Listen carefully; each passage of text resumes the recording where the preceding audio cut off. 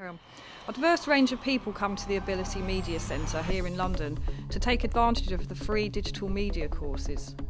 Today we're going to follow a few students on a new video podcasting course to see how they plan to use the new technology in their lives.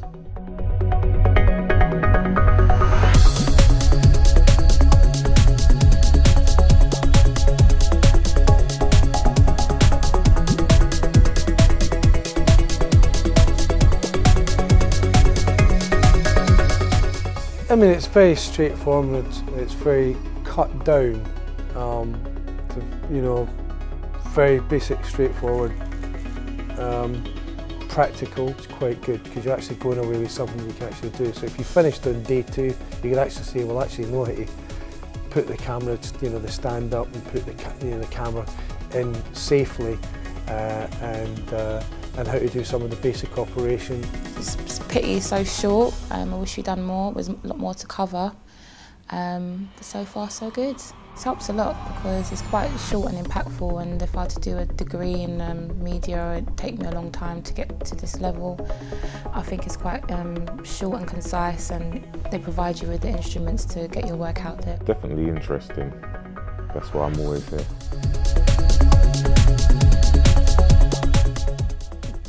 Yeah, I've used video before, and I've used a little bit of film. Yeah, I did slightly. I've been, doing my own filming. But as you know, with this kind of technology, every year it changes, so there's always something to learn.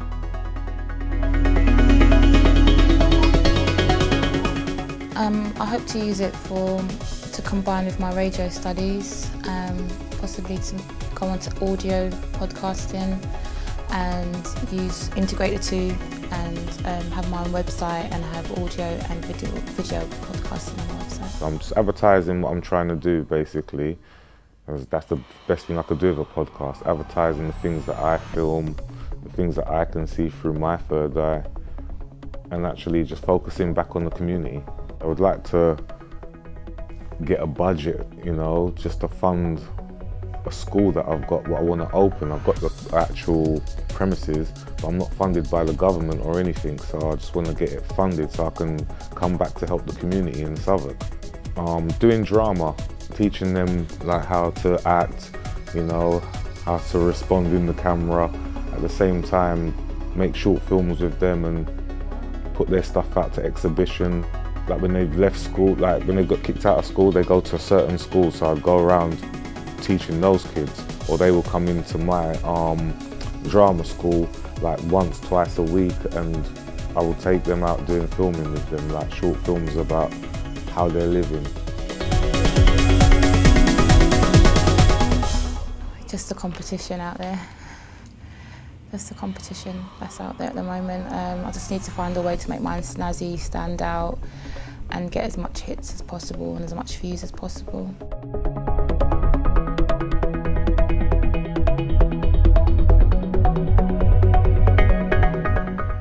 I think it's pretty sad. They don't really encourage it in schools, and you don't really see much on TV credits. And I think women can be as great as camera persons as men.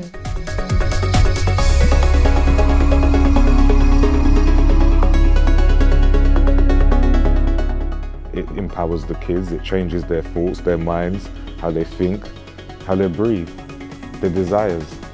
You put something like Cribs on TV where we've got people earning a certain amount of money, living a certain way. You play that to a kid who lives in a council estate, he's raising the flats. He doesn't know nothing about living in a big house with a swimming pool and all these lovely girls dancing around him with the limousine. So,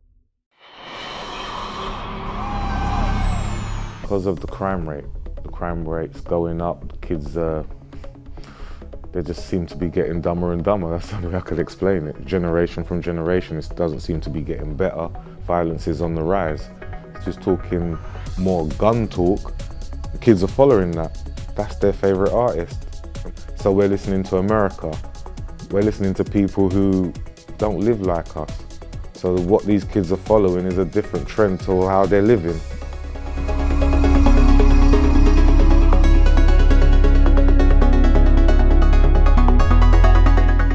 This is England, and we've got Black Caribbean, West Indian, wherever they're from, you live in England. So there's no point watching America because we don't live like them. So, you know, it's getting the right messages to them really.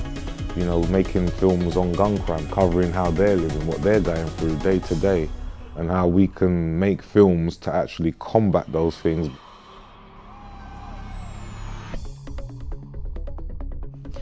Ability Media was set up to help increase access to digital media from groups currently underrepresented, such as women, black, minority, ethnic and disabled people. For these students at least, the technology is something they can now harness in their careers and personal lives.